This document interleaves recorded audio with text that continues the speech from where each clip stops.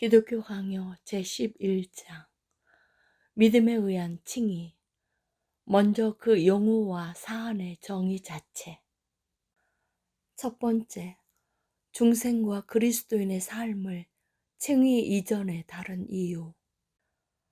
위에서 나는 율법의 저주 아래 있는 사람들에게 구원을 회복시키는 유일한 방책이 어떻게 믿음 가운데 존재하게 되는지를 세심한 주의를 기울여 충분히 제시했다고 생각한다. 그뿐 아니라 믿음 자체가 무엇인지와 믿음으로 인하여 사람에게 부여되는 하나님의 은총들과 사람에게 맺히는 열매들이 어떤 것들인지를 설명하였다. 이는 다음과 같이 요약된다. 하나님이 자기의 선하심 가운데 우리에게 주신 그리스도를 우리는 믿음 가운데 이해하고 소유하게 되었다. 그에게 동참함으로써 무엇보다도 우리는 이중적 은혜를 받게 된다. 첫째, 그리스도의 무죄함으로 인하여 하나님과 화목하게 된 우리는 이제 심판관 대신에 하늘에 계신 아버지를 가지게 된다.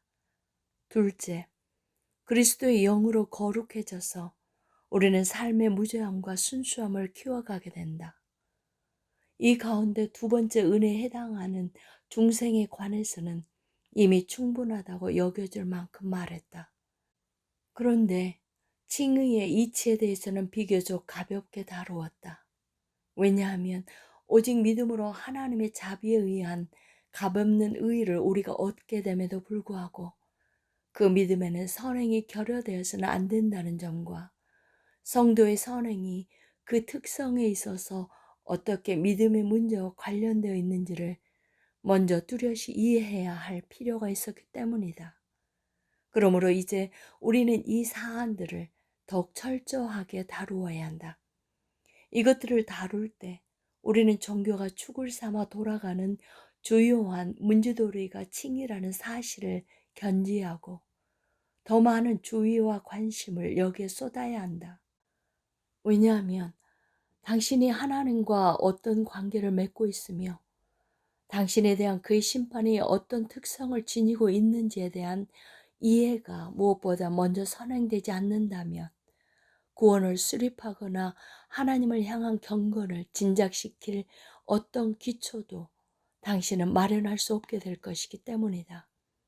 그러나 칭의에 대한 지식 자체가 그것을 아는 것이 왜 필요한지를 더 잘 비추어 줄 것이다.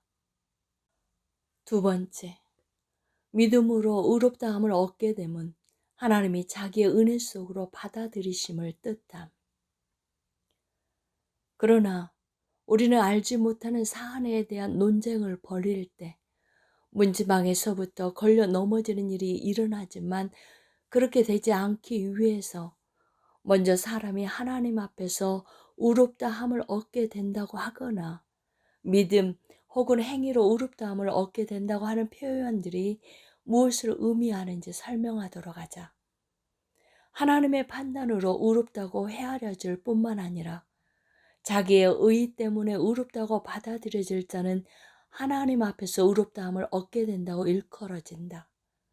실로 불법은 하나님께 가증스러운 것이므로 어떤 사람도 그가 죄인인 이상 그리고 어떻게 헤아려지는 이상 하나님의 눈 속에서 은혜를 발견할 수 없다. 그러므로 어디든지 죄가 있는 곳에는 또한 하나님의 진노와 보복이 나타난다. 진정 죄인의 자리가 아니라 의인의 자리에 있다고 여겨지는 자가 의롭다함을 얻게 된다. 그는 모든 죄인이 몰락하는 동안에도 의인이라는 이름으로 하나님의 심판자 앞에 굳굳이 서게 된다.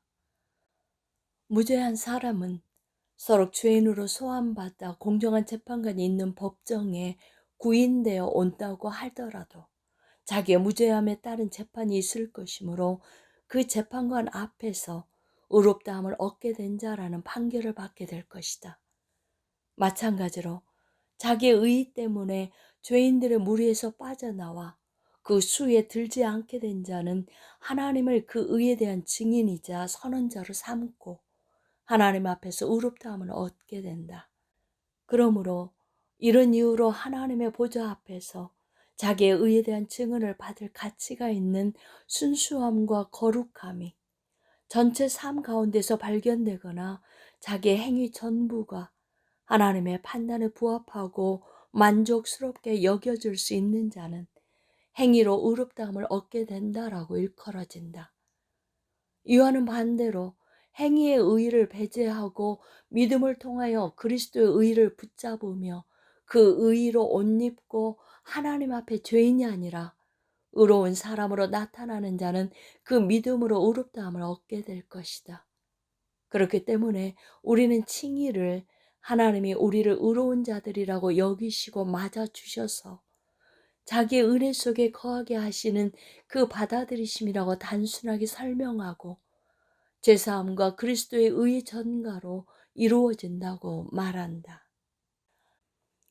세 번째, 성경은 칭의를 오직 믿음으로 부여되는 그리스도의 의의 전가로 말미암은 죄의 방면이라고 선포함. 성경에는 이 사안을 확정하는 분명한 증언들이 많이 있다. 우선 이것이 이 말에 고유하면서도 가장 널리 통용되는 의미에 부합한다는 점을 부인할 수 없다. 그러나 이와 관련된 모든 본문을 모으고 비교하는 것은 너무나 시간이 많이 걸리므로 단지 그것들을 소개하여 독자들의 관심을 환기시키는 것으로 만족하도록 하자. 독자들은 그것들이 무엇을 의미하는지 스스로 곧 알게 될 것이므로 나는 우리가 지금 다루고 있는 칭의에 대한 가르침이 분명히 천명된 소수의 몇몇 본문들만을 보여주는 데 그칠 것이다. 먼저 일반 백성이 그리스도의 말씀을 들은 후 하나님을 의롭다라고 했으며 그리스도가 지혜는 자기의 모든 자녀로 인하여 의롭다함을 얻느니라 라고 말씀하셨다고 전하는 누가복음의 두 본문을 보도록 하자. 첫째 본문을 사람들이 하나님께 의의를 드렸다는 것을 읽어서는 안 된다. 의의는 항상 하나님 안에 순전하게 남아있으며 온 세상이 그에게서 빼앗으려고 들어도 그렇게 할 수 없기 때문이다. 둘째 본문 역시 구원에 대한 가르침을 정당시하려는 취지에서 기록된 것이라고 볼 수 없다. 구원은 그 자체로 정당성을 갖기 때문이다. 실상 이 두 말씀은 같은 뜻을 지니고 있다. 그것은 하나님과 그의 가르침에 대하여 마땅한 찬송을 올려드리라는 것이다. 반면에 바리새인들이 자기들이 의롭다고 주장할 때 그리스도가 이를 꾸짖은 것은 올바로 행함으로써 의를 얻는 것이 아니라 자기들에게 없는 의를 내세워 야심차게 명예를 낚아채는 그들의 행실과 관련된다고 우리는 이해해야 한다. 히브리어에 능숙한 사람들은 이 의미를 더 잘 이해하게 될 것이다. 히브리에 따르면 자기의 범죄에 대해서 책임을 느끼는 자들 뿐만 아니라 정죄의 재판을 받고 있는 자들도 죄인이라고 불린다. 밧세바가 자기와 솔로몬이 죄인이 될 것이라고 말할 때 자기의 범죄를 인정하는 것이 아니라 자기와 자기 아들의 수치가 드러나서 자기들의 유기된 자들과 정죄된 자들 중에 하나로 헤아려지게 될 것을 불평하는 것이다. 결국 문맥상 이 말은 어떤 자질을 지시하는 것으로 볼 수 없으며 오직 상대적으로만 이해될 수 있을 뿐이다. 라틴어로 읽을 경우에도 마찬가지이다. 그러나 우리가 지금 다루고 있는 사안의 취지에 비추어 보자면 바울이 하나님이 이방을 믿음으로 말미암아 의로 정하실 것을 성경이 미리 알고 라고 전할 때 이는 하나님이 믿음으로 의를 전가하신다라는 뜻을 드러내는 것이 아니고 무엇이겠는가? 또한 하나님의 불경건한 자들을 그리스도를 믿는 그들의 믿음으로 의롭다 하려 하신다고 바울이 전할 때 이는 자기들의 불경건으로 말미암아 마땅히 처하게 된 정죄로부터 자유롭게 되는 것은 믿음의 은총으로 말미암는다는 것 외에 무슨 뜻이 있을 수 있겠는가? 이는 사도가 다음과 같이 외칠 때 그 어떤 곳에서보다 명백한 결론으로 제시된다. 누가 능히 하나님께서 택하신 자들을 고발하리요? 의롭다 하신 이는 하나님이시니 누가 정죄하리요?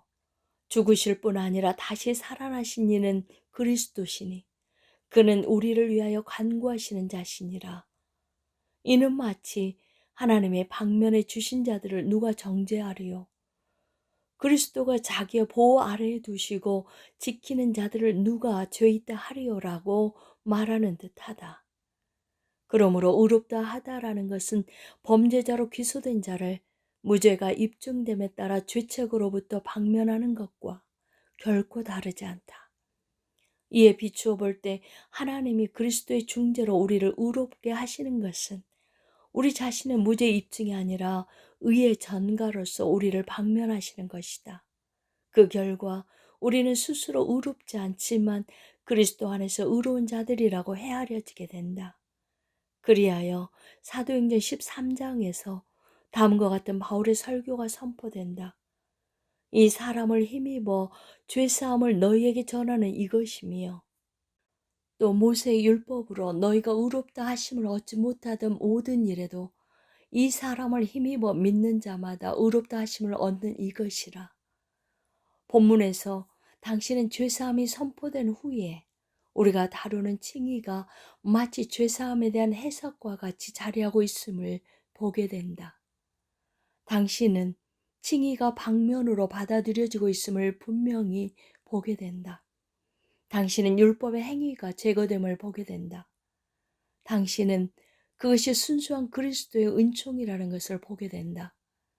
당신은 그 은총을 믿음으로써 얻게 됨을 보게 된다. 결국 당신은 우리가 그리스도를 통하여 죄로부터 의롭게 된다고 일컬을 때 물음이 그 사이에 자리 잡게 됨을 보게 된다.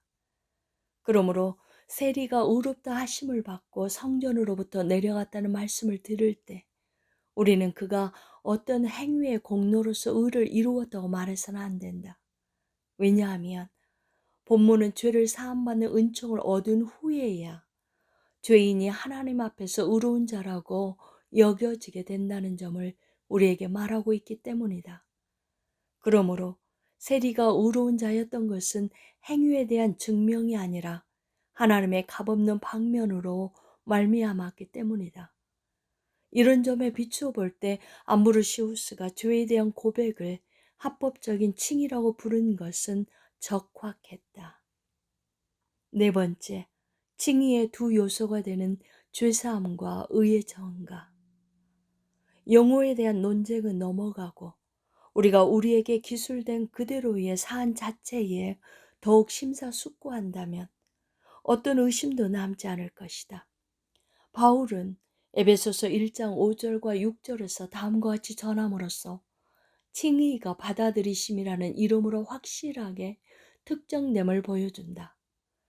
그 기쁘신 뜻대로 우리를 예정하사 예수 그리스도로 말미암아 자기의 아들들이 되게 하셨으니 이는 그가 사랑하시는 자 안에서 우리에게 거저 주시는 바 그의 은혜의 영광을 찬송하게 하려는 것이라.